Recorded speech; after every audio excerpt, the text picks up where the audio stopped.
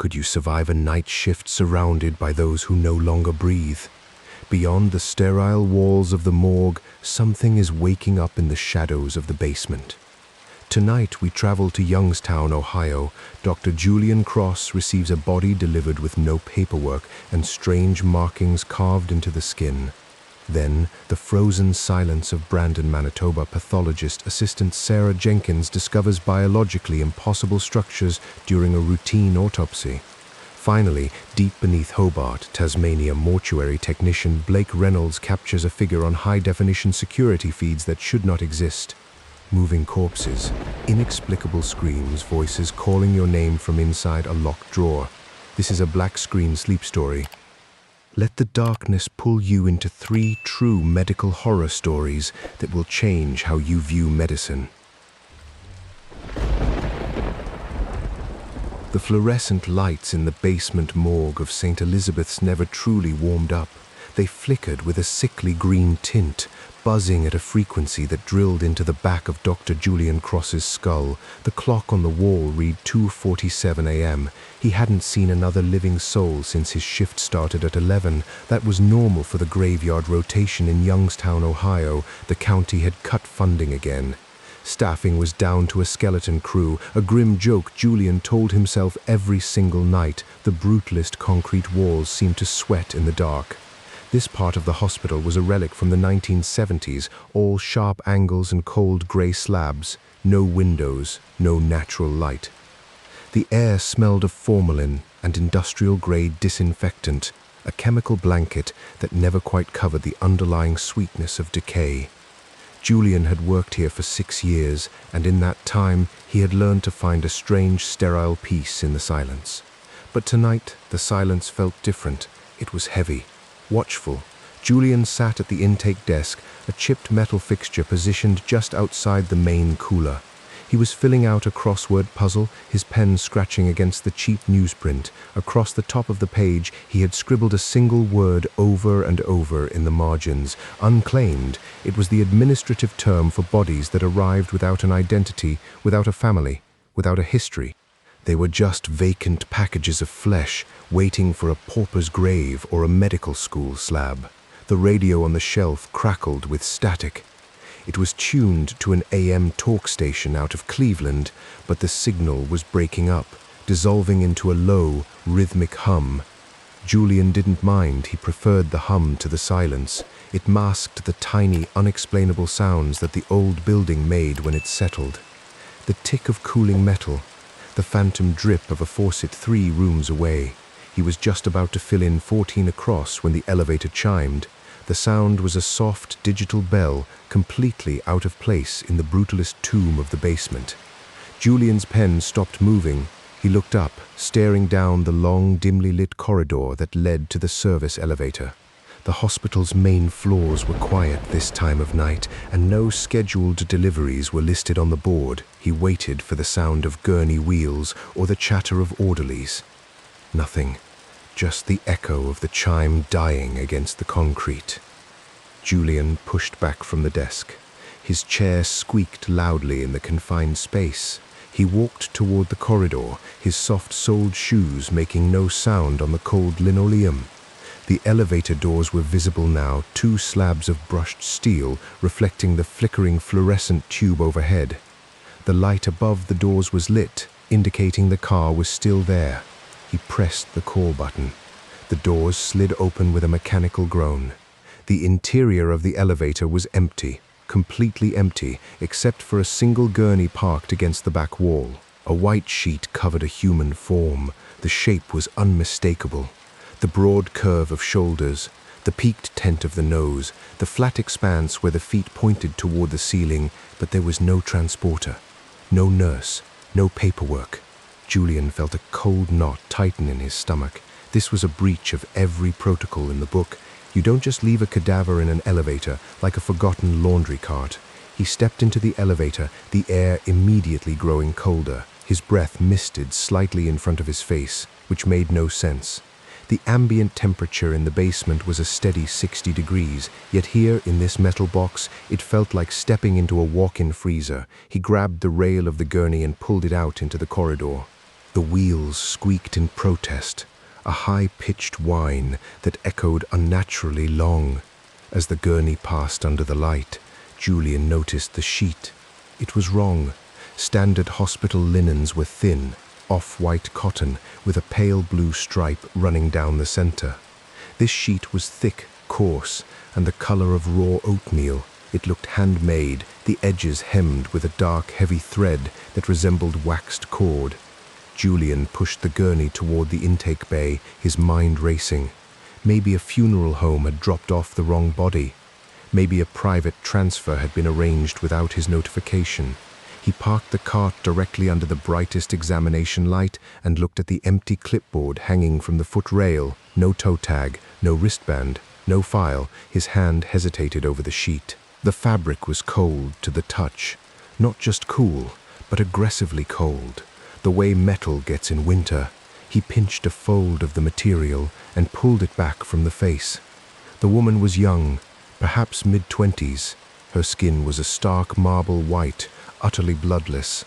Long black hair fanned out around her head, still holding a strange silken luster that seemed inappropriate for a corpse. Her features were sharp, almost Slavic, with high cheekbones and lips that had dried to a deep burgundy. But it was the expression that made Julian's breath catch.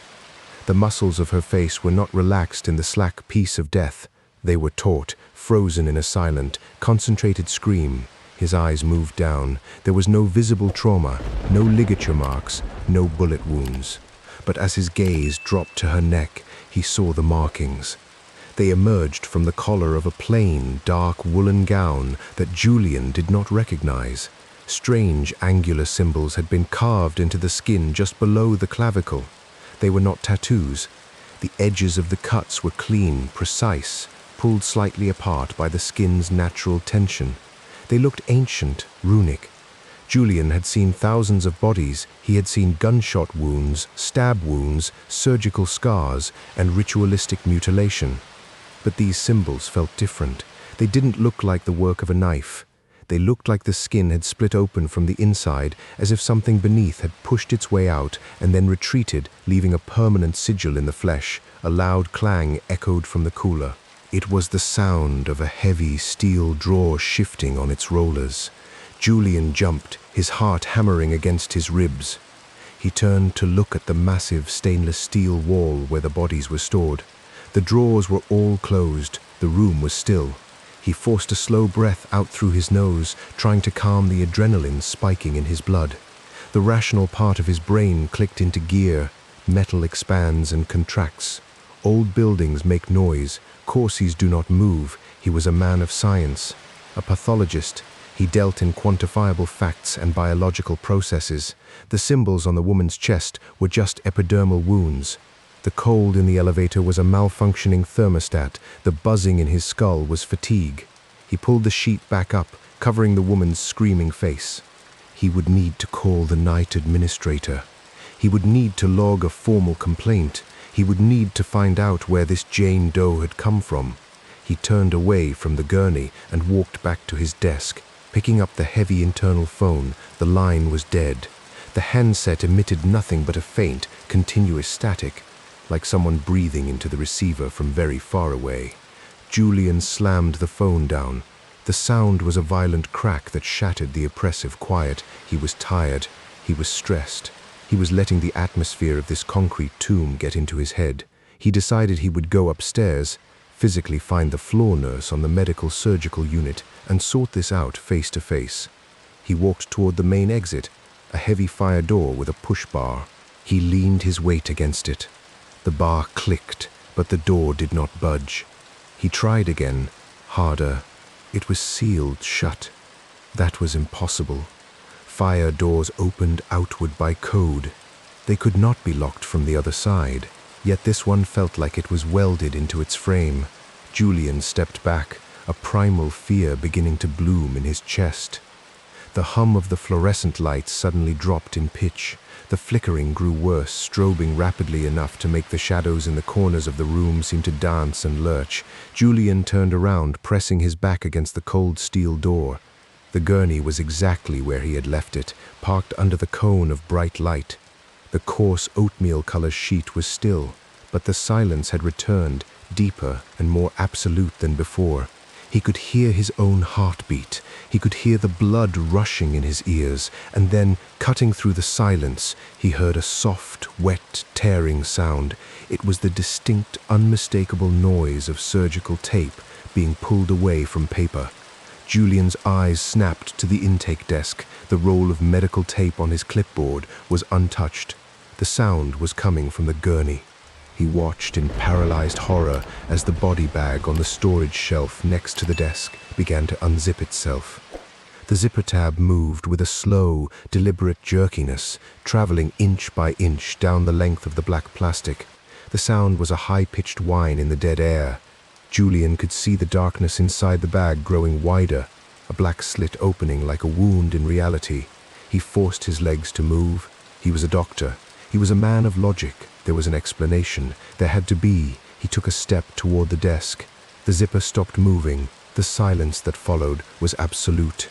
Then, the cheap desk lamp on the intake station flickered and died, plunging the far corner of the room into absolute blackness. The only remaining light was the examination beam shining directly down on the Jane Doe's gurney. Julian's eyes were drawn back to the covered body.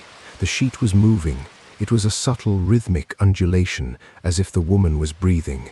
But the movement was too mechanical, too slow. The coarse fabric rose and fell in a pattern that suggested not respiration, but a muscle spasm rippling across the abdomen. He knew about cadaveric spasm. He had written papers on it, but this was hours, possibly a full day, post-mortem. Rigor mortis should have fully set in and partially faded. The sheet over her right hand twitched. The fingers, clearly defined against the coarse fabric, curled inward, clawing at the metal rail of the gurney. A soft, grinding creak of bone on steel filled the room. Julian's mouth went dry. His medical training screamed at him that he was hallucinating, that the stress had finally broken something in his visual cortex. But the sound was real. The vibration of the metal rail traveled through the floor and up into the soles of his shoes. Then the smell hit him. It was not the cloying sweetness of decomposition. It was the sharp electric scent of ozone, the air right before a catastrophic lightning strike. It filled the morgue, burning his nostrils and coating his tongue with a metallic taste. The temperature plummeted so fast that frost began to spiderweb across the glass face of the wall clock. Julian grabbed a steel tray stand, wheeling it in front of him like a pathetic shield. The instruments on it rattled violently. Scalpels, rib shears, and forceps clattered together, producing a jarring, discordant music. He stared at the gurney, his breath puffing out in frantic white clouds. The sheet was now completely still. The silence stretched on for a full minute. Then, too, Julian didn't move. He didn't dare blink. The rational mind is a fragile thing. It can process trauma. It can categorize disease, but it cannot survive the complete collapse of physical law. He was standing in his morgue, a place he knew better than his own apartment, and he was scared. Truly, deeply scared for the first time in his adult life. The overhead fluorescent tubes gave one final, violent spasm. They exploded with a series of sharp pops, raining tiny shards of glass down onto the linoleum. The room was plunged into absolute, suffocating darkness. Julian screamed. The sound was swallowed instantly by the heavy concrete walls. In the blackness, he heard the gurney move.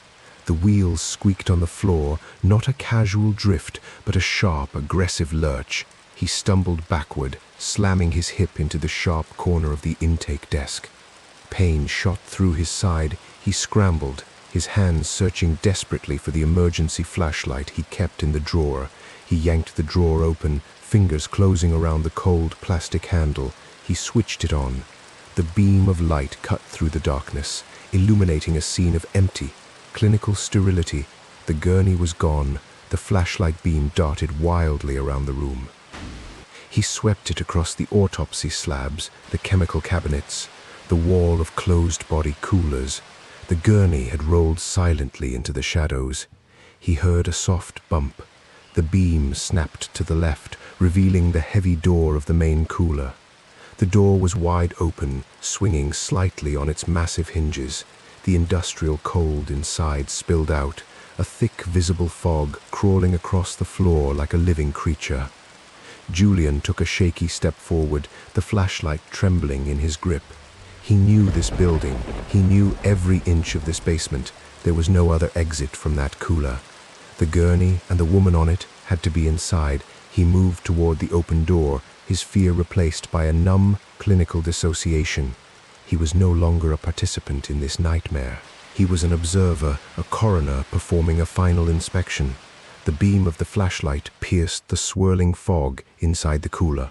The walls were lined with massive stainless steel drawers, each one containing a resident of the county's unclaimed dead. The light reflected off the brushed metal, creating a maze of blinding highlights. And there, in the very center of the narrow aisle, the gurney sat perfectly still. The sheet was still draped over the body, but something was different. The outline of the corpse was flat, too flat. The peaked tent of the nose was gone. The broad curve of the shoulders had collapsed. Julian stepped closer, his feet crunching on a thin layer of ice crystals. He reached out, his gloved hand shaking violently. He grabbed the coarse oatmeal-colored sheet and pulled it back in one swift motion. The gurney was empty. The sheet collapsed onto the metal frame, revealing nothing but the dark, moisture-wicking pad that lined the stretcher. Julian stared at the empty space. His logical brain tried to construct a scenario. A prank, a neurological event, carbon monoxide poisoning from a faulty heating unit. But he wasn't suffering from poisoning. He was witnessing the impossible. He bent down, his knees popping in the silent cold. He shone the light under the gurney. Nothing. He looked at the floor. The dust had been disturbed, but there were no footprints leading away. The woman had simply evaporated, leaving behind only the strange symbolic cuts and a sheet that smelled of ozone and old earth. Then he heard the breathing. It was behind him. Not the soft, rhythmic sound of a living person, but a deep, mechanical wheeze like a ventilator pumping air into deflated lungs. Julian spun around, the flashlight beam slicing through the dark. The beam landed on the far wall, illuminating the rows of closed drawers. Each drawer was labeled with a laminated card. Jones, A. Miller, T. Nguyen, P. The breathing was coming from inside drawer number 4. The label read Doe, J. The plastic card was brand new, the black lettering crisp and sharp. Julian had not printed that card. He had not placed that body. He took a step forward, his legs feeling like they were moving through deep water. The breathing grew louder. The metal drawer began to rattle, as if a fist was pounding softly from the inside, a desperate, rhythmic thumping that matched the beat of his own racing heart. He reached for the drawer handle. The metal was so cold it burned his skin, sticking to his palm instantly. The thumping stopped. The breathing hitched, pausing in a suspended, agonizing silence. Julian knew he should not open it. Every instinct, every primal alarm in his ancient lizard brain screamed at him to run, to break down the fire door with his bare hands, to crawl through the ventilation ducts if he had to. But he was Dr. Julian Cross. This was his morgue. These were his dead. And something inside him, something clinical and detached, had to know. He had to see what had climbed off that gurney and sealed itself inside a refrigerated tomb. He pulled the heavy drawer out. The rollers screamed like a living thing. A cloud of freezing fog cascaded over the lip, spilling down to the floor. Julian aimed the flashlight inside. The drawer was empty. The stainless steel tray was pristine, sterile and bare, but carved into the metal floor of the tray were the same strange, angular symbols he had seen on the woman's chest. They were gouged deep into the steel, as if a finger made of diamond had scratched them there. The flashlight beam flickered. The batteries were dying. The cold was absolute. And as the light gave out, plunging him into the pitch-black belly of the cooler, Julian felt a cold hand close gently, yet firmly, around his wrist from the darkness behind him. The grip was not violent. It was final.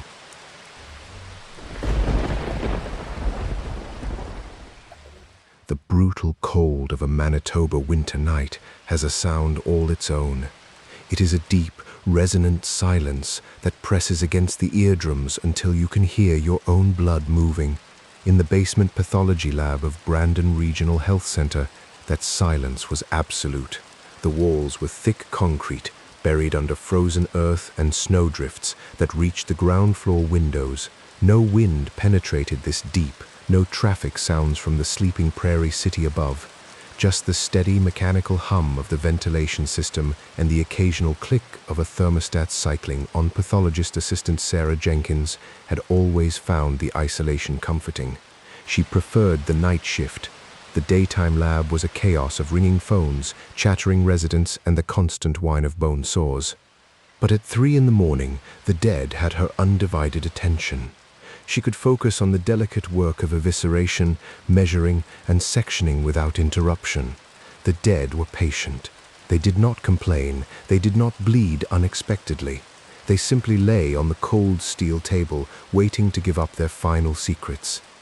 Tonight's case was a John Doe, a drifter found frozen solid in a ditch off the Trans-Canada Highway just west of town.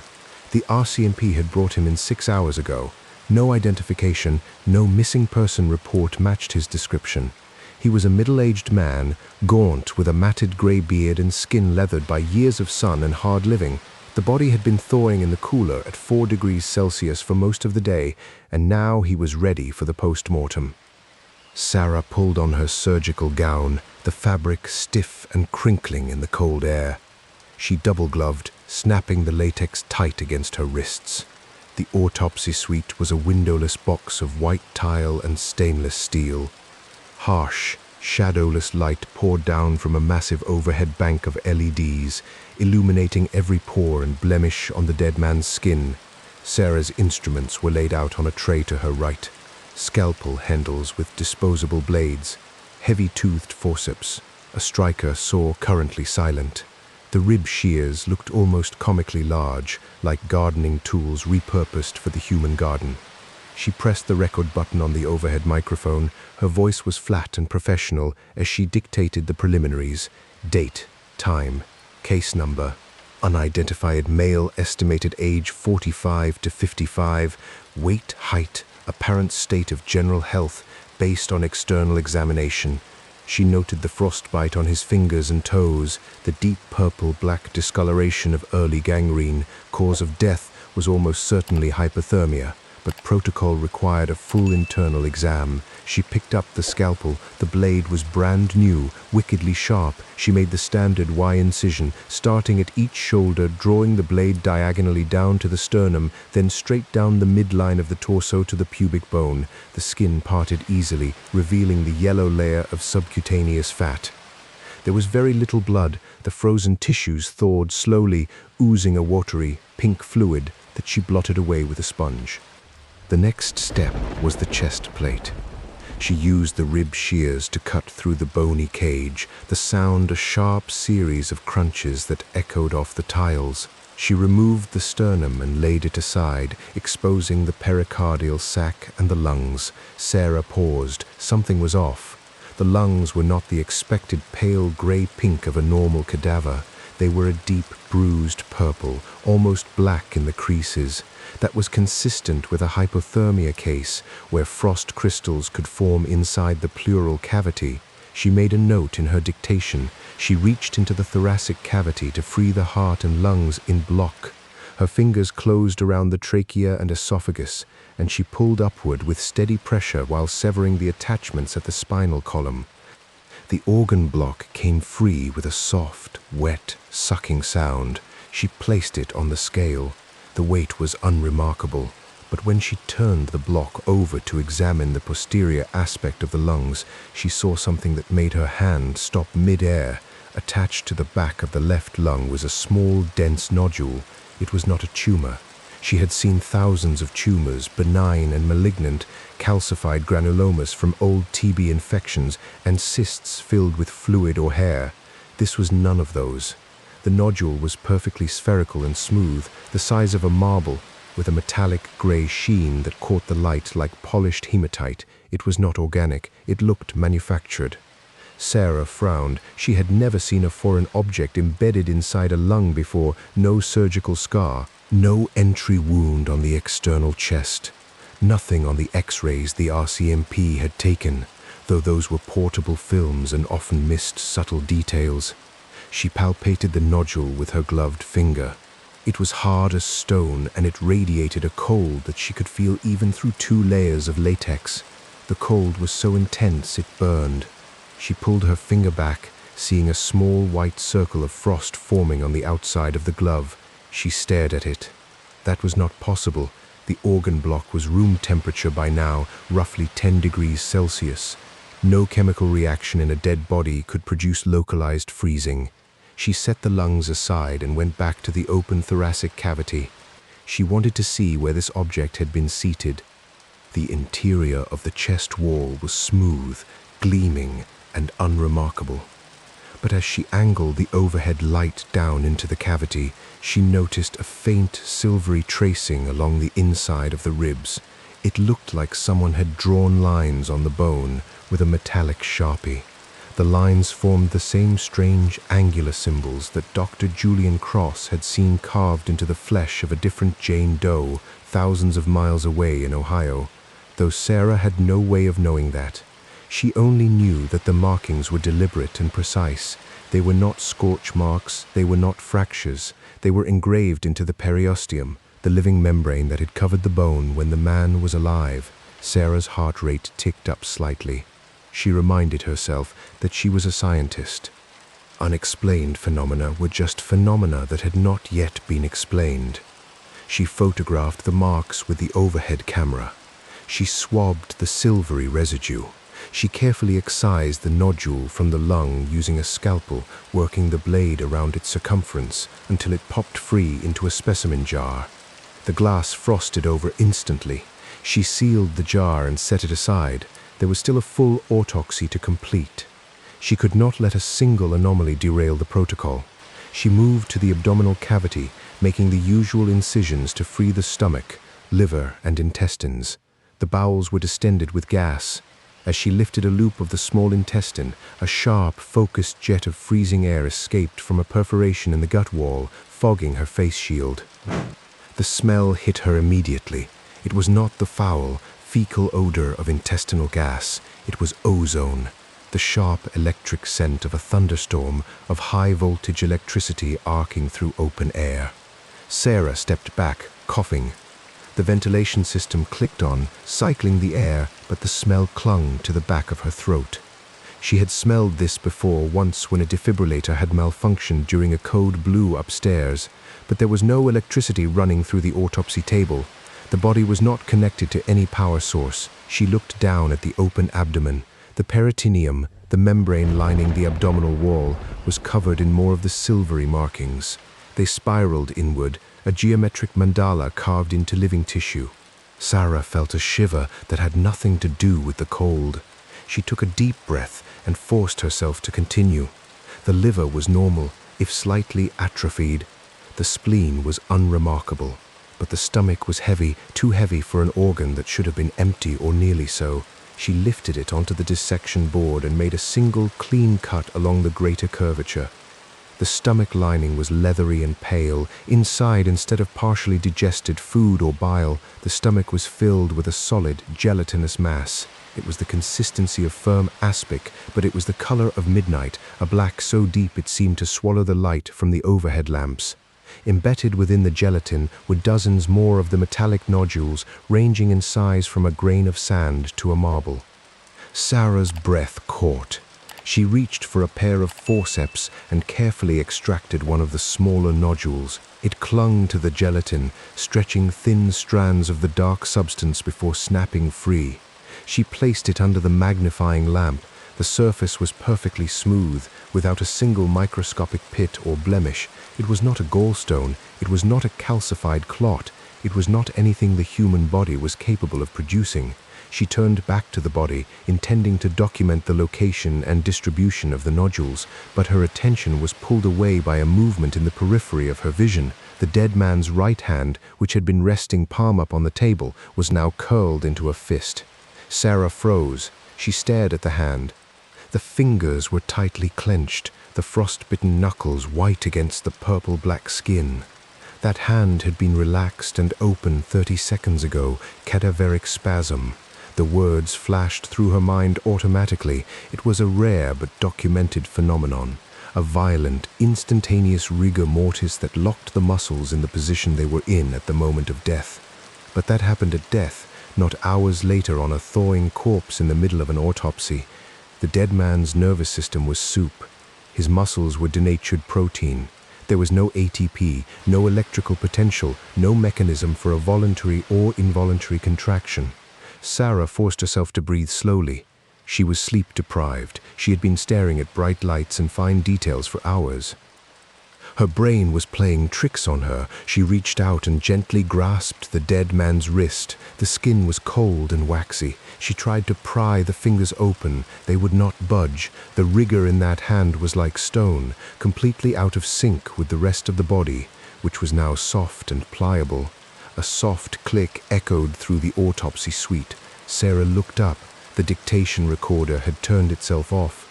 The small red light that indicated it was recording was dark. She had not touched it. The microphone was mounted on an articulated arm, well out of her reach. She walked over and pressed the power button. Nothing. The batteries were dead, drained to zero in an instant, as if something had pulled every electron from the cells. The temperature in the room dropped. It was not a gradual cooling, but a sudden, precipitous plunge, as if a door to the Arctic night had been thrown open. The thermostat on the wall clicked frantically, trying to engage a heating element that was not responding. Sarah could see her breath fogging in front of her face. The stainless steel table began to sweat, condensation beading up, and then freezing into tiny crystals that crackled as they expanded. The smell of ozone intensified, burning her nostrils, making her eyes water. The overhead lights flickered, dimming to a dull orange glow before surging back to blinding brightness. The surge popped a breaker somewhere in the ceiling, and the suite was plunged into absolute darkness. The hum of the ventilation fan died. The silence that followed was crushing, a physical weight pressing against her eardrums. Sarah stood perfectly still in the blackness. She could not see her hand in front of her face. She knew the layout of the room by heart. The door was 10 paces behind her. The emergency flashlight was mounted on the wall next to the sink. She took a cautious step backward, her shoe squeaking on the frozen floor, and then she heard it, a soft, wet, creaking sound. It was the sound of leather stretching, the sound of muscle fibers, frozen solid, being forced to flex. It was coming from the autopsy table. The sound was followed by a sharp crack, like a knuckle being popped, then another, then a rapid arrhythmic series of snaps as every joint in the dead man's body began to move. The sound was grotesque, a symphony of breaking cartilage and tearing connective tissue. The emergency lights flickered on, powered by a backup generator. They were dim, casting long, distorted shadows across the suite. In the reddish half-light, Sarah saw the body. It was no longer lying supine on the table. It was sitting up. The torso had lifted from the steel, as if pulled by invisible strings, the gaping Y incision gaping wide, the empty thoracic cavity a dark, hollow cavern. The arms were rigid, held straight out from the sides, the fingers still curled into fists. The head, which had been resting on a standard rubber block, was now turning. It moved with a slow, grinding deliberation, the frozen vertebrae crackling like gravel in a blender. The dead eyes were open. They were not the cloudy, flat eyes of a corpse. They were filled with a shifting, opalescent light, like gasoline floating on water. They fixed on Sarah with a focus that was impossible. The lips, cracked and blue, began to move. No sound came out, but Sarah could read the words forming on those dead lips. It was her name. Sarah. The syllables were silent, shaped by a tongue that should have been stiff as leather, but which moved with a fluid, serpentine grace. The dead man's mouth stretched wider, the corners cracking, a thin trickle of black fluid spilling down his chin. The black fluid was the same gelatinous substance that had filled his stomach, and it steamed in the cold air, releasing the sharp scent of ozone. Sarah's training screamed at her to document, to observe, to remain a detached professional. But a deeper, more ancient part of her brain took control of her legs. She bolted for the door. Her hand slammed against the push bar, and she spilled out into the dark corridor. The emergency lights out here were also on, casting a dim, blood-red glow along the concrete floor. She ran toward the stairwell, her footsteps echoing madly in the silence. She burst through the stairwell door and began climbing, her lungs burning with the frigid air. She reached the ground floor, expecting to see the night security guard, expecting the comforting hum of the hospital's heating system, but the ground floor was dark and empty. The reception desk was abandoned. The waiting area chairs were overturned. The main entrance doors, massive glass slabs, were fogged over with a thick layer of ice on the inside. Sarah pressed her hand against the ice. It was inches thick, impossibly thick for the interior of a functioning hospital. Beyond the frost, she could see the parking lot lights, dim orange halos in the swirling snow. The winter storm had intensified. She was trapped. Her breath came in ragged, panicked gasps. She turned in a slow circle, taking in the abandoned lobby. The hospital was not just empty, it felt scrubbed clean of life, as if every living soul had simply evaporated, leaving only the dead in the basement and the frozen silence above. Then, from the stairwell behind her, she heard it. The slow, grinding, deliberate thump of frozen feet climbing concrete stairs. The sound was irregular, lurching, as if the body was unsteady, still learning to operate its thawing limbs.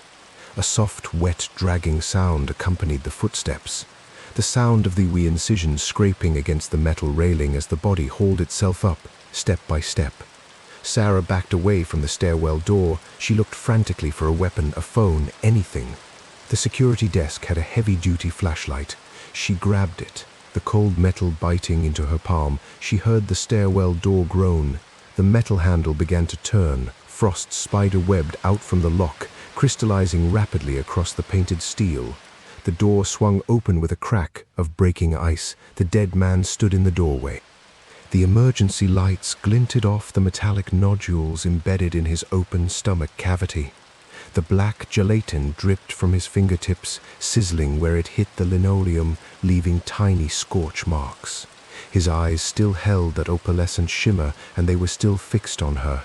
His mouth moved again, silently forming her name over and over.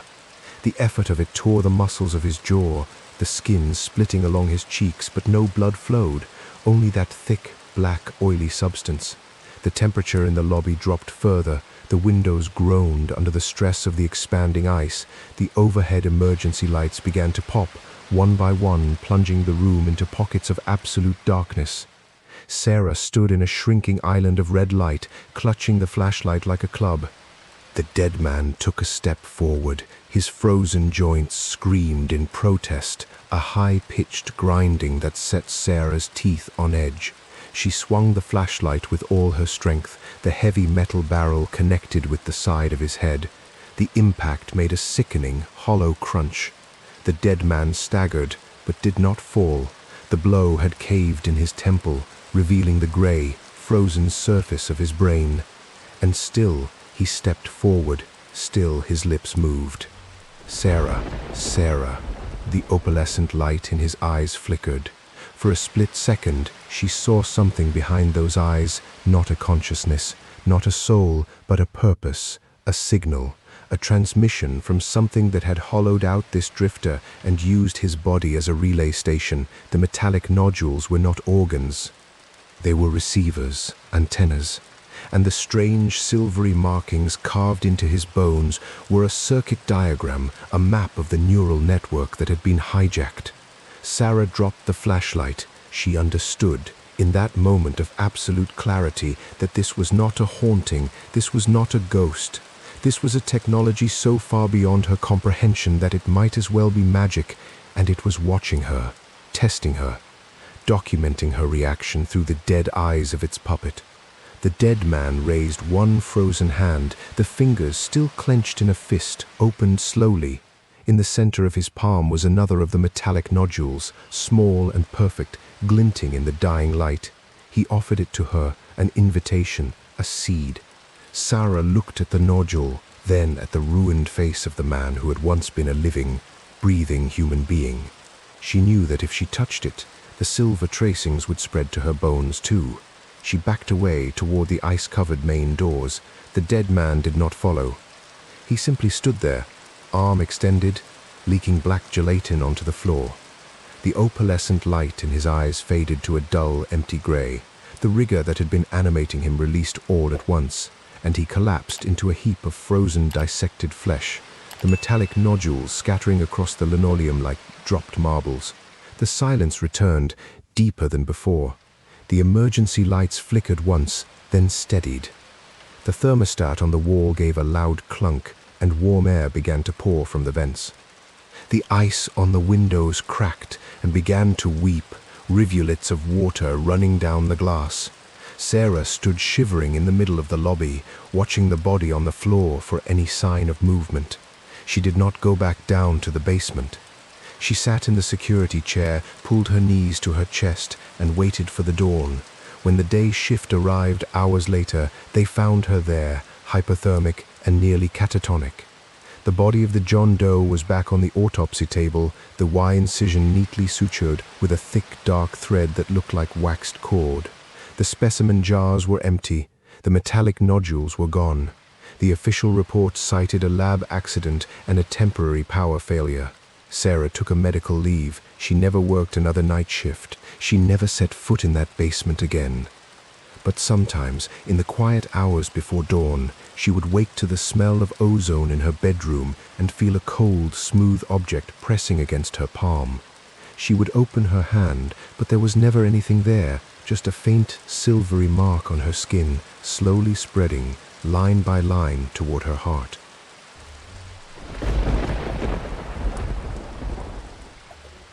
The oldest part of the Royal Derwent Hospital was built directly onto the sandstone bedrock of Hobart.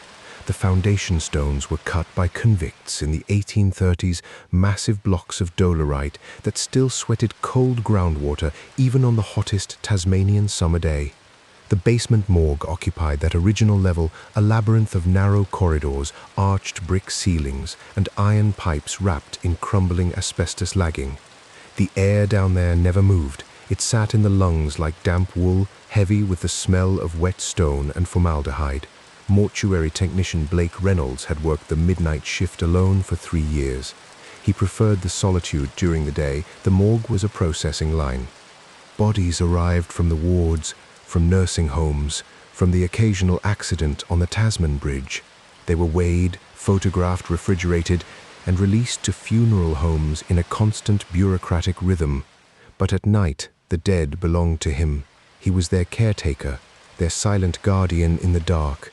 The security booth was a small, windowless room at the end of the main corridor. It was originally a storage closet converted in the 1990s when the hospital finally installed a closed-circuit television system. 6 monitors were arranged in a half-circle on a battered metal desk, each displaying a grainy black-and-white feed from a different section of the basement. The cameras were old, low-resolution, prone to flickering and signal loss. The hospital board had been promising an upgrade to high-definition digital equipment for years, but the funding never materialized until last month. A benefactor, anonymous and generous, had donated a state-of-the-art surveillance system specifically for the morgue. The new cameras were sleek, compact units with infrared capabilities and crystal-clear 4K resolution. The monitors were replaced with a single massive curved screen that could display all 6 feeds simultaneously in perfect, vibrant clarity. The old VHS recording deck was swapped for a digital server with terabytes of storage. Every corner of the basement was now visible, every shadow rendered in sharp, unforgiving detail. Blake hated the new system. The high-definition feeds made the morgue feel too real, too present. On the old grainy screens, the bodies in the cooler were just indistinct shapes under white sheets. Now he could see the folds in the fabric, the slight variations in the way the cloth draped over each silent face. He could see the condensation beading on the stainless steel drawers. He could see the tiny scurrying movements of silverfish in the corners of the autopsy suite. The clarity was invasive. It left nothing to the imagination. On the night it happened. The clock on the monitor read 2:13 a.m. Blake was halfway through his shift, sipping lukewarm coffee from a thermos and scrolling through a news feed on his phone. The basement was quiet. The bodies were all accounted for, 14 residents in the main cooler, 3 in the isolation unit for infectious cases. No new arrivals expected until morning. He had completed his hourly rounds 30 minutes ago, walking the length of the central corridor, checking the temperature gauges, making sure the airtight seals on the body bags were intact. The motion sensor alarm chimed. It was a soft electronic tone, polite but insistent. A small icon flashed on the corner of the monitor screen, indicating activation in Camera 4. Camera 4 covered the secondary corridor, the one that led to the old anatomical specimen storage room. That room was kept locked. It held shelves of preserved organs in glass jars, teaching specimens from a bygone era. Nobody went in there. Nobody had been in there for decades. Blake set down his coffee. He tapped the screen, expanding the feed from Camera 4 to fill the entire monitor. The high-definition image was stark and clear. The corridor was empty. The walls were old red brick, painted over with decades of institutional beige. The floor was linoleum, cracked and yellowed, patterned with faint, ghostly stains that no amount of scrubbing could remove. The overhead light was a single fluorescent tube, flickering slightly, casting a sickly green pallor. He watched the feed for a full minute. Nothing moved. The motion sensor must have been triggered by a rodent or a draft. The old building was full of both. He was about to minimize the feed when he noticed something in the far corner of the image, where the corridor terminated in a solid brick wall. A shadow. It was not cast by anything visible. It simply existed on the wall, a vertical smear of darkness that did not correspond to any object in the frame. Blake leaned closer to the screen. The shadow was roughly the shape of a person. It had the broad outline of shoulders, the tapering suggestion of a torso, the elongated oval of a head. But the proportions were subtly wrong. The arms were too long, hanging past where the knees would be. The head was tilted at an angle that suggested a broken neck, and the shadow was not static. It was breathing. The edges of it pulsed, expanding and contracting in a slow, rhythmic cadence. His first rational thought was a technical glitch, a dead pixel cluster, a compression artifact from the digital recording. But the new system was supposedly flawless. He tapped the screen, toggling the camera's infrared mode. The feed switched to a ghostly grayscale, the cold walls rendered in shades of blue and white. The shadow remained. In infrared, it was darker than the surrounding stone, a void that absorbed all light, and it had moved. It was closer to the camera now, several feet from its original position. Blake felt the skin on the back of his neck prickle. He switched back to normal view. The corridor was still empty of any physical body. But the shadow was now halfway down the hall, a tall, gaunt silhouette painted on the brick like a stain. He could make out more detail now, the suggestion of fingers, long and thin, pressing against the inside of the wall as if the shadow was a prisoner trapped behind a membrane of reality. The fluorescent light in the corridor flickered violently. The camera's image stuttered, frames skipping and jumping. A burst of static filled the screen, a shower of digital snow. When the image cleared, the shadow was gone, the corridor was empty and still. The motion sensor alarm had stopped chiming. The silence in the security booth was absolute. Blake exhaled slowly. He had not realized he had been holding his breath. He told himself it was a trick of the new equipment. Too sensitive, too sharp, picking up reflections and anomalies that the old cameras would have never registered. He was a practical man. He had worked with the dead long enough to know that they did not get up and walk. They did not cast shadows on walls. They were simply empty vessels, shells of meat and bone, waiting to be returned to the earth. He minimized the Camera 4 feed. The six-panel view returned, a mosaic of empty corridors, silent rooms, and the massive steel door of the main cooler. Everything looked normal. He picked up his coffee and took a sip. It had gone cold. The bitter taste coated his tongue, and he grimaced. He was about to stand up and stretch his legs when the audio system crackled to life. The new security system included a two-way intercom function. Speakers were mounted in every room and corridor, allowing the technician to communicate with anyone else in the basement without leaving the booth. The system was set to voice-activated mode, meaning the speakers would only transmit if a sound above a certain decibel threshold was detected. The crackle was the sound of an open channel. Someone or something was making noise in the basement. Blake stared at the audio indicator. It was picking up sound from the main cooler. The decibel meter was bouncing erratically, registering a low, continuous hum. He tapped the speaker icon, piping the audio through the booth's overhead speaker. The sound that filled the room was not a hum. It was breathing, the same slow, rhythmic, mechanical breathing that Dr. Julian Cross had heard in Ohio. The same ventilator wheeze that had emanated from a sealed drawer in Youngstown. The breathing was deep and labored, a wet, rasping sound that suggested fluid in the lungs. It was coming from inside the cooler. Blake's eyes flicked to the camera 2 feed, which showed the interior of the cold room. The massive steel drawers were all closed. The room was empty, but the audio was undeniable. The breathing continued, steady and relentless, accompanied now by a soft, sliding sound. The sound of a body bag being unzipped from the inside. Blake's hand hovered over the intercom button. He could press it. He could speak into the microphone and demand that whoever was in the cooler identify themselves. But he did not want to hear an answer. He did not want to broadcast his voice into that dark, frozen room and have something answer back. He pulled his hand away and instead grabbed the heavy-duty flashlight from its charging cradle on the desk. The metal casing was solid and reassuring in his grip. He left the security booth. The door swung shut behind him with a soft click. The basement corridor stretched out before him, dimly lit by the flickering fluorescent tubes. His footsteps echoed on the cracked linoleum, a lonely, rhythmic beat. He passed the closed door of the autopsy suite. He passed the janitorial closet with its mops and chemical bottles. He reached the massive, vault-like door of the main cooler. The stainless steel surface was cold to the touch. A thin layer of frost rimmed the edges of the door seal. Blake pressed his ear against the metal. The breathing had stopped. The silence inside was dense, a physical absence of sound. He gripped the heavy latch and pulled.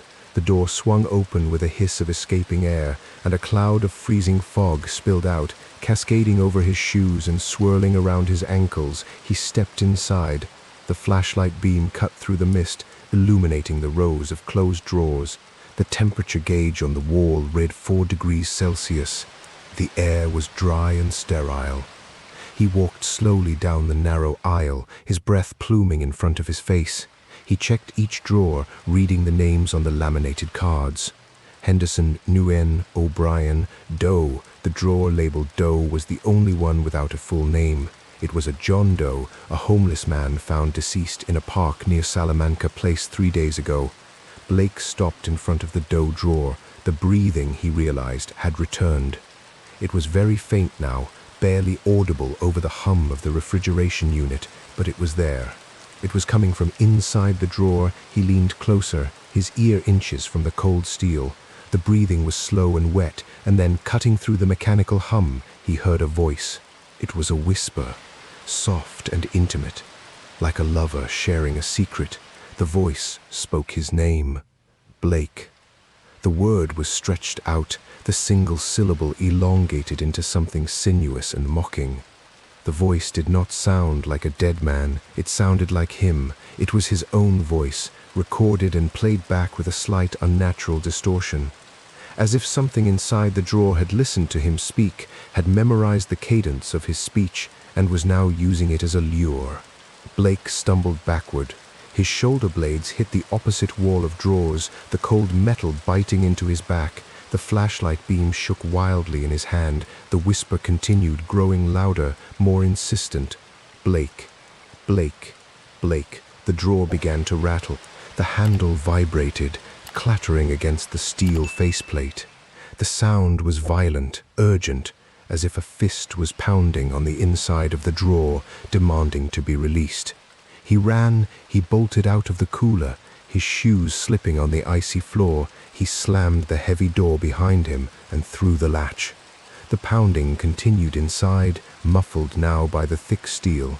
He could feel the vibrations through the door, rhythmic and relentless, matching the frantic beat of his heart. He sprinted back down the corridor, past the autopsy suite, past the janitorial closet, back to the security booth. He yanked the door open, threw himself inside, and locked it behind him. He collapsed into the chair, gasping for breath. His eyes were fixed on the monitor screen. The 6 feeds were all displaying normally, but the audio indicator was still active. The intercom was picking up sound from multiple sources now, the breathing, the pounding, and a new sound, footsteps, slow, deliberate footsteps echoing down the secondary corridor, the one with the old anatomical storage room. Camera 4, Blake's trembling hand reached out and expanded the feed.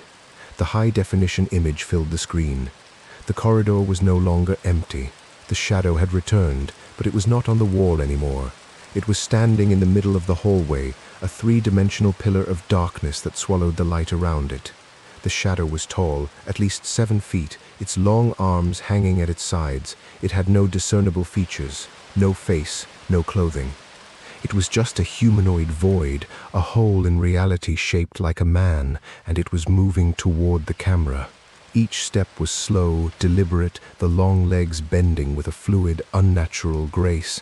The overhead fluorescent lights flickered and died as it passed beneath them. The digital feed began to glitch, frames dropping, pixels fragmenting into bursts of static. The shadow raised one long arm and reached toward the camera lens. The screen dissolved into white noise, a roaring hiss of visual chaos. The audio, however, remained clear.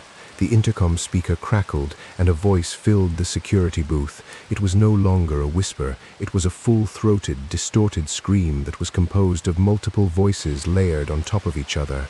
Blake could hear his own voice in that chorus, screaming in terror, along with dozens of others, all of them trapped in a loop of eternal, agonized fear. The sound was so loud that the speaker cone rattled in its housing, and then the screaming stopped. The static on the monitor cleared, the camera feeds returned to normal. The secondary corridor was empty, the main cooler door was closed, the audio indicator was silent, the basement was exactly as it had been at the beginning of the shift. Quiet, still, dead. Blake sat frozen in the chair, his entire body trembling. He did not move for the remaining hours of his shift. He stared at the monitors, watching every feed with unblinking intensity, waiting for the shadow to return. It did not. The morning shift arrived at 6. The day technician found Blake in the booth, pale and sweating, his eyes wide with a fear that had not diminished with the rising sun.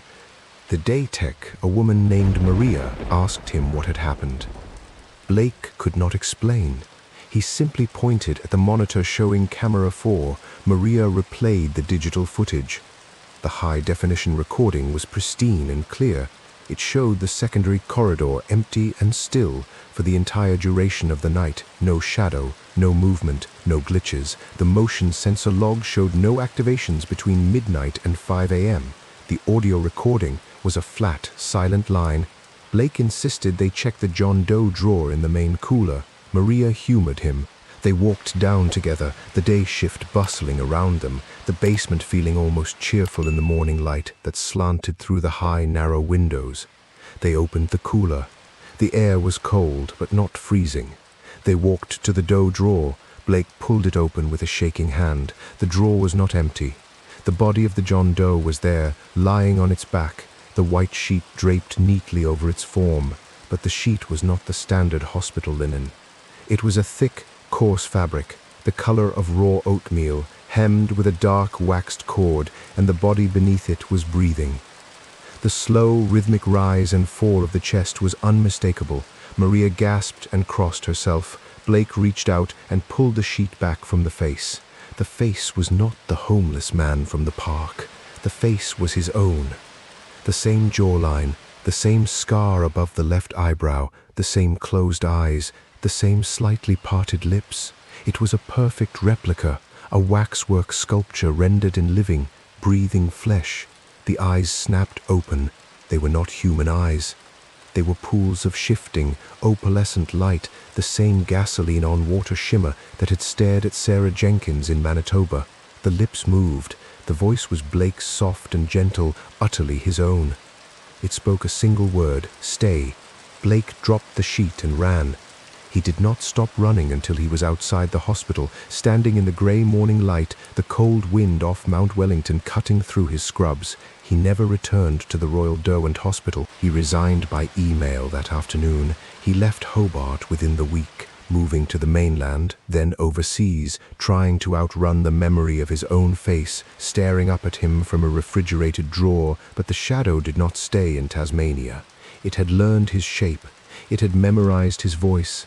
And sometimes, in the quiet hours of the night, when he lay in bed in a new city, in a new country, he would hear the soft, familiar sound of breathing coming from the darkest corner of the room. He would close his eyes and pray for dawn, and in the darkness behind his eyelids, he would see the tall, gaunt silhouette standing at the foot of his bed, its long arms reaching out, its featureless face tilted at a broken angle, waiting for him to open his eyes and acknowledge its presence.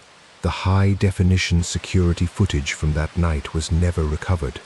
The digital server was wiped clean, the hard drives corrupted beyond repair. But Maria, the day technician, kept a single frame printed on thermal paper. She never showed it to anyone. She kept it folded in her wallet, a talisman of the inexplicable. The image showed Camera 4's feed at 3:33 a.m. The corridor was empty, but on the wall, in sharp crystalline detail, a shadow of a man with arms too long and a head too tilted was raising one hand in a silent, mocking wave, and beneath the shadow, in digital pixels that had no right to form letters, were the words, "See you soon." The darkness is almost complete now. If you made it this far, you have stared into the cold silence of the morgue and did not look away. Your mind is primed for deep, black screen sleep.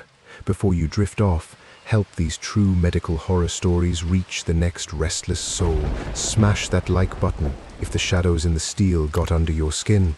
Subscribe to True Terrifiles Official and ring the bell so you never miss a new descent into the basement.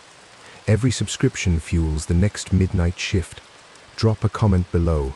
Tell us which story follows you into the dark tonight. Was it the silent arrival from Youngstown, the frozen anomalies of Manitoba, or the whispering shadow beneath Hobart? Close your eyes, let the black screen hold you. This is a sleep story designed for deep rest, even when the dead refuse to stay still. Sleep well, we will be here when you wake.